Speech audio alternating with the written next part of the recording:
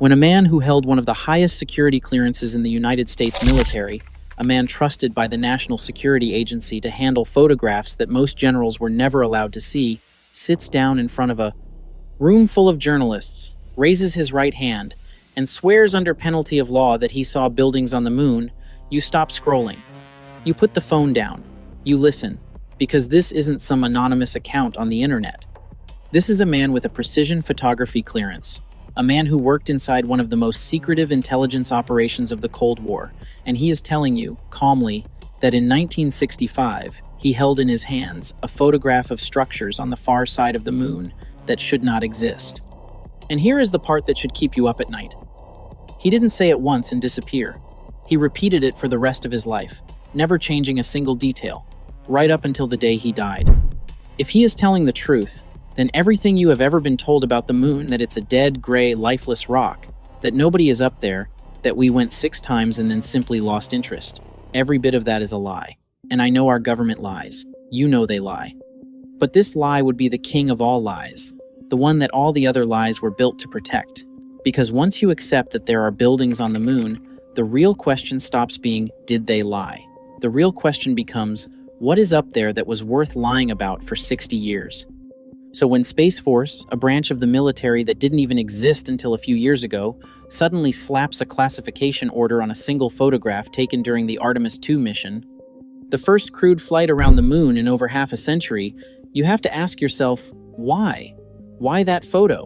Why now? What did the camera catch on the far side that the public was never supposed to see? Stick with me, because by the end of this video, I'm going to show you exactly why that photograph was buried, and I promise you, the answer connects directly back to a quiet airman who tried to warn us almost 60 years ago. His name was Carl Wolf. Now, the easiest way to bury a story like this is to attack the man telling it. If he's a liar, a fame seeker, a guy who failed out of the program and held a grudge, then you can dismiss everything he says without ever examining the evidence. That's the playbook. So, before we go anywhere near what Carl Wolf claimed to have seen, let's talk about who Carl Wolf actually was, because the playbook doesn't work on this man. Carl Wolf served in the United States Air Force. He was trained in precision electronics and photographic systems, and he was good enough at it that he was granted a top-secret clearance with what's called crypto access, a level of clearance that put him inside the National Security Agency's orbit, handling the kind of material that, if you talked about it, could end your life in a federal prison. This wasn't a janitor who overheard something in a hallway. This was a trained technician whose entire job was the handling and interpretation of classified imagery. When the government needed someone to work with photographs that nobody else was cleared to touch, Carl Wolf was one of the people they trusted, and he never sold anything. That's the thing that gets me. He didn't write a tell-all book and retire to a beach. He didn't go on 100 talk shows charging appearance fees. For decades, he said almost nothing at all, because he was a man who took his oath seriously.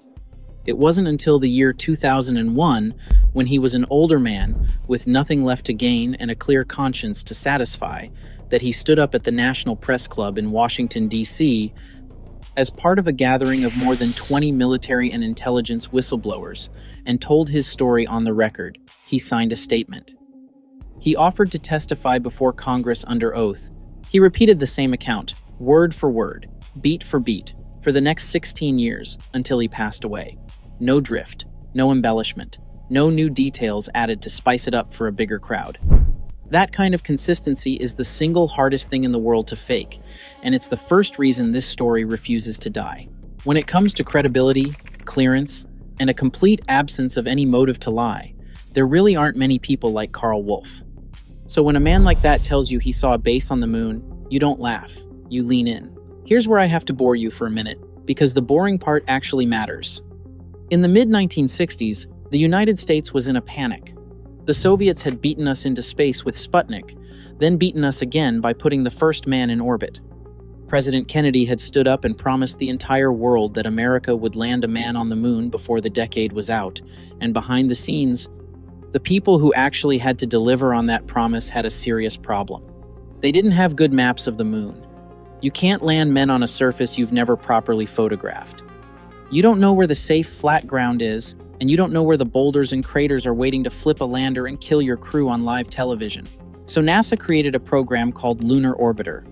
Between 1966 and 1967, the United States sent a series of robotic spacecraft to orbit the Moon and photograph nearly its entire surface in detail that had never been achieved before. The official purpose was simple and clean and completely reasonable: find safe landing sites for the upcoming Apollo missions. The spacecraft would snap their photographs, develop the film right there on board using a miniature chemical lab in space, scan the images, and beam them back to receiving stations on Earth, where they would be reassembled and analyzed. That's it. That's the government version. Robotic cameras mapping a dead rock so we could safely land on it. Nothing strange, nothing controversial, a triumph of engineering and nothing more. Every textbook, every documentary, every NASA history page tells you the same comforting story, and for most people that's where the story ends. But you and I both know that whenever the official version is this clean, this tidy, this eager to be forgotten, that's exactly when you need to start asking questions. Because the images those orbiters captured had to be processed somewhere. They had to be handled by someone. And one of the someones was a young airman named Carl Wolf. Now we add the part the textbooks leave out. The data coming back from these lunar missions didn't just go to NASA. This was the height of the Cold War, and anything involving advanced imaging, satellites, and orbital photography also flowed through the National Security Agency, the most secretive intelligence body in the country, an agency so classified that for years the government wouldn't even admit it existed. People joked that NSA stood for no such agency. When you mix NASA's civilian space program with NSA's intelligence apparatus, you get exactly the kind of overlap where the public story and the real story start to drift apart. Carl Wolf was stationed at Langley Air Force Base in Virginia, working at a facility tied to this image processing operation. And one day, according to his testimony, there was a problem. Equipment at the facility wasn't working correctly, and Wolf, a trained technician, was sent over to help fix it. This is important because it means he wasn't supposed to be there looking at lunar photographs. He was there to repair a machine. He stumbled into the room by accident, the way the most credible witnesses in history almost always do. The people who go looking for a conspiracy find what they want to find. The people who accidentally walk into one and can't unsee it, those are the ones who haunt you. Inside that facility, NASA had been bringing in the data from the lunar orbiters, and the place was buzzing. There was an energy in the building, the kind of nervous, electric excitement that spreads through a workplace when something enormous has happened and only a handful of people are allowed to know what it is. Wolf noticed it immediately, and then a fellow airman, another young technician working alongside him, said something that Wolf would remember for the rest of his life. He leaned in and said, quietly, "By the way, we've discovered a base on the backside of the Moon." Think about that sentence again. We've discovered a base on the backside of the Moon. Not a rock formation, not an interesting crater, a base. Everything I've told you up to this point has been the version everyone agrees on, the official, sanitized, perfectly reasonable account of a mapping mission. But here is where the floor drops out. Here is where people started asking questions that nobody in any position of authority has ever been willing to answer. Wolf said his first reaction was disbelief and a kind of fear, because he understood instantly that he had just been told something he was never cleared to hear. His mind was racing. A base? Whose base? Ours? The Soviets? Could the Russians possibly have built something on the Moon without us knowing? But that didn't make any sense. The technology to construct a base on the lunar surface simply did not exist on Earth in 1965. Neither superpower could have done it. So if there was a base up there, and it wasn't ours and it wasn't theirs, then the only remaining answer was one that no rational military man wanted to say out loud. And then the other technician did something that changed Carl Wolf's life forever. He showed him the photographs. Let me slow down here, because this is the heart of everything. This is the moment the entire story rests on, and Wolf described it with a precision that never wavered across decades of retelling. He was shown lunar imagery, the photographic prints assembled from the orbiter data, and on those images, on the far side of the Moon, the side that never faces Earth, the side no human being had ever seen with their own eyes until these missions, there were structures, not natural formations, structures. Things with hard geometry, with edges and angles that nature does not produce. In his own words, He described what he was looking at. "I saw geometric shapes that you wouldn't expect to see. There were towers. There were spherical buildings. There were structures that looked like radar dishes, very tall ones. Some of these objects were half a mile in size. They were huge. The structures were so big and so well defined that there was no mistaking them for anything natural. Sit with that.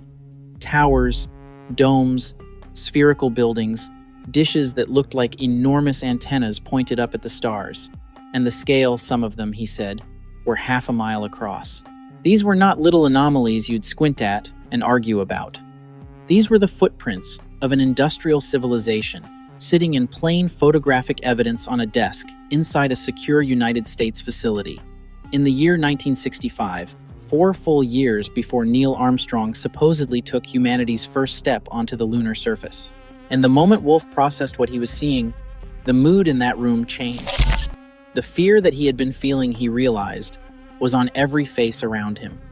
Because there is a strict, brutal protocol for what happens when an uncleared person is exposed to information this far above their level, Wolf understood that he had just put himself in genuine danger. He said the realization hit him like a physical thing. People had been killed for far less than what he was now carrying around inside his head.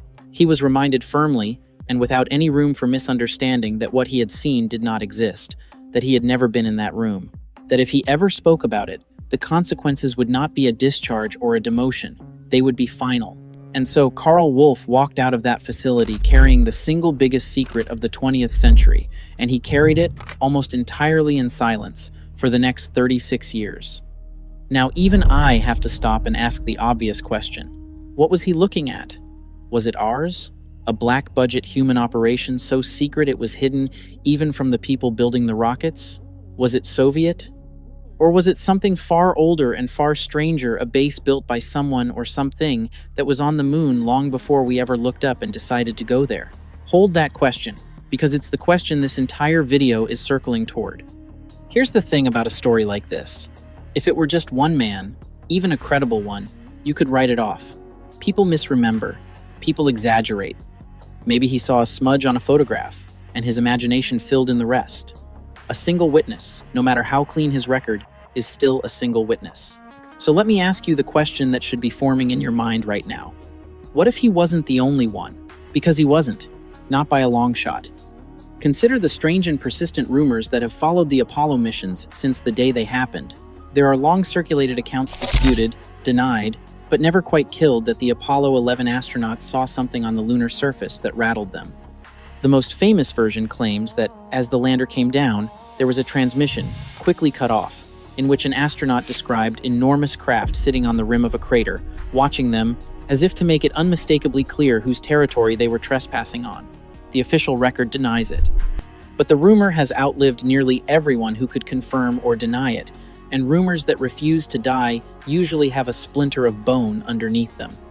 Then there's Edgar Mitchell, the 6th man to walk on the moon and Apollo astronaut, a man who actually stood on that gray surface and looked back at the Earth hanging in the black. After he came home, Mitchell spent the rest of his life insisting, publicly and repeatedly, that we are not alone, that intelligent life has visited Earth, and that elements of our own government have known it and covered it up for decades. This is not some anonymous internet poster. This is a man who flew to the moon and back. Why would a national hero, a man with nothing to prove and everything to lose, spend his final decades saying these things if there was nothing to them? And consider the simplest, strangest fact of all, the one that should bother you the most. We went to the moon 6 times, between 1969 and 1972. We planted flags, we collected rocks, we hit golf balls, and then, at the absolute peak of our capability, with the rockets built and the crews trained and the entire infrastructure already paid for, we just stopped, cold. We have not sent a single human being back to the moon in over 50 years. The official explanation is that it got too expensive and the public got bored. But think about that. The most ambitious species on this planet, a species that climbs every mountain just because it's there, reached another world and then turned around and never went back for half a century. Does that sound like us? Or does it sound like a species that went somewhere, saw something, and was told or decided that it was better to stay home? And get this, the far side of the moon, the side Carl Wolf said the base was on, is the one part of the moon you cannot see from Earth and cannot easily communicate with. It is the perfect hiding place. A spacecraft on the far side is cut off from every telescope and radio dish on this planet. If you wanted to hide something in our solar system, somewhere close but completely out of sight, you could not design a better location if you tried. It's almost as if it was built there on purpose. Let me take a moment to explain why all of this is so much bigger than one man and one photograph, because there's a framework underneath it that goes back a very long way. For more than a century, there has been a quiet, persistent idea among certain researchers that the moon is not what we are told it is. Some have argued it is far too perfect, that the way it sits in our sky, exactly the right size and distance to perfectly eclipse the sun, is a coincidence so precise it borders on the absurd. Others have pointed out the genuinely strange behavior of the moon when struck by impacts and crashed spacecraft. Instruments recorded it ringing for a surprisingly long time afterward, leading some scientists to half-jokingly remark that it rang like a bell, or like something hollow. These are not fringe nobodies inventing things from scratch. Some of these observations came from the data of the missions themselves. And then, there is the deeper, older suspicion that the moon has been a destination, an outpost, or a way station for an intelligence far older than ours, that someone got there first, long before we did, and has been quietly present the entire time we've been looking up at it and writing poems about it. Under this view, the far side isn't just dark because of how the moon rotates. It's dark because that's where the things we aren't supposed to see have been kept. Carl Wolf's testimony slots into this framework like a key into a lock. He didn't theorize about a base. He said he saw photographs of one. And of course you've never been shown those photographs, because the official line is that they don't exist, that they've never existed, that the man describing them was confused or lying.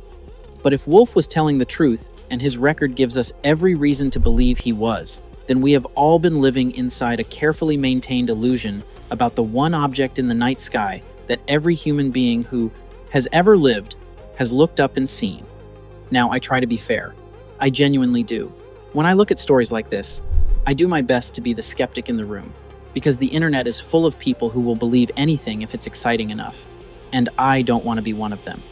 So, let's give the official explanation its fair hearing, because there is one. The skeptics say Carl Wolf was simply mistaken. They point out that lunar photographs from that era were grainy, low resolution, full of artifacts from the developing and scanning process. A speck of dust on the film, a flaw in the emulsion, a glitch in the transmission, any of these could create a shape that an excited young technician might interpret as a tower or a dome. They point out that the human brain is wired to see patterns and structures where none exist, a phenomenon called pareidolia, the same trick of the mind that makes us see faces in clouds and rabbits in the moon's craters. They argue that the base on the backside of the moon comment from the other airmen could have been a joke, a bit of dark workplace humor that a nervous newcomer took literally. And they note, correctly, that in all these decades, the actual photographs Wolf described have never been produced. No print, no negative, no file, just a man's memory. And I'll be honest with you, those are not stupid points. Memory is unreliable. Old photographs really were grainy. People really do see patterns that aren't there. If this were the only thing on the table, I might walk away from it. But here is what the skeptics conveniently skip over. Carl Wolf was not a tourist squinting at a blurry picture. He was a trained precision photographic specialist. Reading and interpreting exactly this kind of imagery was his literal profession. Telling the difference between a film artifact and a genuine structure was the entire reason the government trusted him with the clearance in the first place. When a man whose job is to interpret photographs tells you he saw a half-mile wide structure, that carries a little more weight than your uncle pointing at a smudge. And the "it was just a joke" explanation collapses the moment you remember the fear in that room, the deadly serious warnings, the threat of consequences, the entire apparatus of secrecy that descended on a comment that was supposedly nothing. You don't threaten a man's life over a joke. And as for the photographs, never surfacing, of course they never surfaced. That's not a hole in the story. That's the whole point of the story.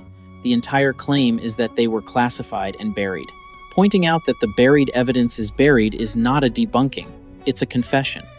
So yes, I can poke holes in Carl Wolf, But every hole I poke, the official story has to plug with something even harder to believe than aliens. And that's usually the sign that you're looking at the truth from the wrong angle. Which brings us all the way back to the question in the title. Why did Space Force just classify an Artemis II photograph? Let me lay out what we actually know, and then let me show you why it matters. After more than 50 years of staying home, the United States has finally committed to going back to the moon. The Artemis program is the vehicle for that return. And Artemis II is the mission that puts human beings back into deep space for the first time since the Apollo era. A crewed flight that loops out and around the moon and comes home. And critically, the flight path of a mission like this carries the crew over regions of the moon that human eyes have rarely seen up close, including swings that put them in position to look down at terrain Carl Wolf spent his whole life talking about. Now think about who is in charge of the imagery this time. In the 1960s, it was NASA and the NSA. But the landscape has changed. We now have an entire branch of the armed forces, the United States Space Force, whose explicit job is to control and protect American interests in space, including, by their own charter, the imagery and intelligence gathered there. So, when the crew of Artemis II points a high-resolution modern camera at the lunar surface, not the grainy film of 1965, but cameras sharper than anything in your pocket, and one of those photographs is immediately pulled, sealed, and classified, you have to understand how extraordinary that is. NASA is, by law, a civilian agency. Its data is supposed to be public. For a military branch to reach in and classify a single frame from a civilian science mission, that frame has to contain something that crosses out of science and into national security. And here is the payoff. Here's the thing I promised you at the start. Ask yourself what could possibly be in a photograph of the moon that would justify the most secretive arm of the United States military stepping on a public science mission to bury it. A rock can't do that.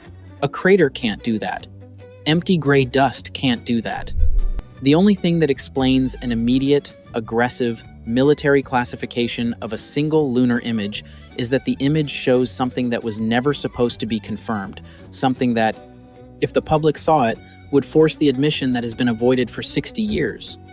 The only thing on that image worth all of this is the very thing Carl Wolf described in 1965. Towers, domes, spherical buildings, a base on the far side of the moon. Do you see what that means? In 1965, a young airman saw photographs of structures on the moon and was threatened into silence, and for decades the only thing standing behind the story was the word of one credible man with nothing to gain. The official world could shrug and say there was no proof, no photograph, nothing but memory. But now, more than half a century later, we have sent human beings back with cameras 1,000 times sharper than the film Wolf held in his hands, and the very first time one of those cameras was pointed at the right place, the military slammed a classification order down on the results so fast it would make your head spin. They didn't classify the launch photos. They didn't classify the Earthrise shots. They classified the one frame looking down at the surface. The 1965 testimony and the modern classification are not two separate stories. They are the same story, 60 years apart, and the classification is the confirmation Carl Wolf never lived to see. And just like every story of this kind, the people who get too close to the truth have a way of going quiet. James Forrestal, the first Secretary of Defense, a man who reportedly knew the deepest secrets of what our government had recovered and was wrestling with whether the public deserved to know, he ended up in a psychiatric ward and went out a window, ruled a suicide, just as he was becoming a problem. Edgar Mitchell, the astronaut who would not stop talking about cover-ups, was tolerated, smiled at, and quietly treated as an eccentric old man so that nothing he said would ever be taken seriously by the mainstream press. And the simplest tactic of all, the one used on Carl Wolf himself, the reminder that he was a military man, that he had taken an oath, that there were consequences for the people he loved if he ever spoke. Most men, faced with that, stay silent forever. The remarkable thing about Wolf is that he eventually didn't. You have to understand the box they build around people like this. You don't have to kill everyone. You just have to make the cost of speaking so high and the reward so non-existent that almost no one ever does. And the few who do the Wolfs, the Mitchells, get sorted into a folder labeled conspiracy theorist. and filed away where polite society agrees not to look. It's an elegant system. It doesn't even require much violence. It just requires the rest of us to keep agreeing that the people telling us the strangest truths must be crazy. And notice the one detail that ties this whole thing in a bow. Why can't ordinary people get anywhere near the source of this? Why is the far side of the moon, of all places, the one piece of real estate in the solar system that every spacefaring nation has quietly agreed to be cagey about? Why is the deep imagery of these new missions controlled not by the curious scientists who built the cameras, but by a military branch whose entire reason for existing is to keep secrets in space? It's the same pattern, every time. The closer you get to the thing itself, the more walls go up. And the walls are always justified with words like security and protocol and national interest, words that sound responsible right up until you ask, what, exactly, is being secured? Let me bring it home, because I want to be honest with you about where this leaves us. Is the Artemis 2 photograph real? I can't hold it in my hands and show it to you, and that, by design, is the entire point. Could Carl Wolf have been mistaken? A skeptic can always say, maybe. But look at what the skeptic has to swallow to make the story go away. He has to believe that a trained, top-secret cleared photographic specialist couldn't tell a structure from a smudge. He has to believe that the deadly serious secrecy that descended on that room was an overreaction to a joke. He has to believe that an Apollo astronaut spent his final decades lying about a cover-up for no reason. He has to believe that the most ambitious species in history reached another world and lost interest at the height of its power purely out of boredom. And now he has to believe that a brand new branch of the military reached into a civilian science mission and classified a single photograph of the lunar surface for reasons that have nothing whatsoever to do with what a credible witness told us was up there 60 years ago. That's a lot of coincidences. That's a lot of things you have to wave away to keep believing the moon is just a dead gray rock. Here is what we know for certain, and only this. We know Carl Wolf was real, that his clearance was real, that he testified under oath and never changed his story until the day he died. We know he said he saw photographs of structures, towers, domes, half-mile spheres on the far side of the moon in 1965. We know we went to the moon, and then inexplicably stopped, and stayed away for 50 years. We know we are finally going back. And we know that the moment a modern camera was pointed at the surface, something on one of those frames was deemed so sensitive that the United States Space Force classified it on the spot. I'm not going to tell you what to believe. I'll just leave you with the question that started all of this. The question Carl Wolf carried to his grave, and the question that one buried Artemis 2 photograph may finally answer.